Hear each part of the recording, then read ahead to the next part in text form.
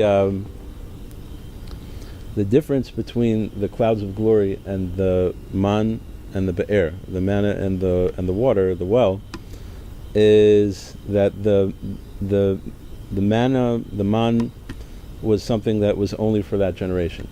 Beyond that generation, it stopped. We came into the land of Israel, and then we had to work for a living, and which we're still doing, some of us, to or we're at least studying so that we could earn a livelihood, so that we could put bread on the table, because bread doesn't fall from the sky anymore. So that's in terms of the man. In terms of the well, also, we don't have just an unending well of water that follows us wherever we go. Although you could make the argument that we kind of do, because we have tap water now, and everywhere that we go we have like water fountains, so you can access clean drinking water pretty much anywhere, but not totally everywhere. Like if we were in the desert, for example, then it would still be a problem.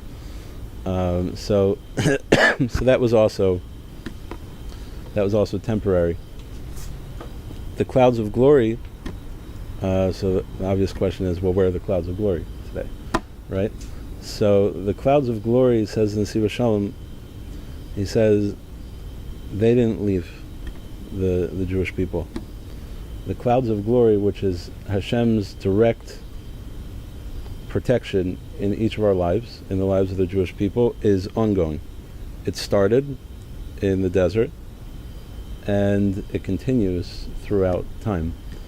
This is the concept of divine providence, hashgacha pratis, which means that we believe, part of our faith is that Hashem is very personally and intimately involved with every single person's life, and is actively protecting us constantly.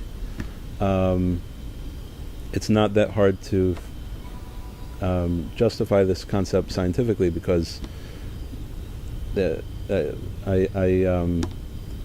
heard one time that even for us to come into the world was a total miracle, because in order for a seed to then become fertilized, to become a fetus, and then for the fetus to be born successfully and to live as long as we've all lived, is nothing short of a miracle. It's something like the scientific probability of that happening is like 1 in millions, because there are so many things that could go wrong at each and every stage of our development physically, that it's really a miracle that we're here.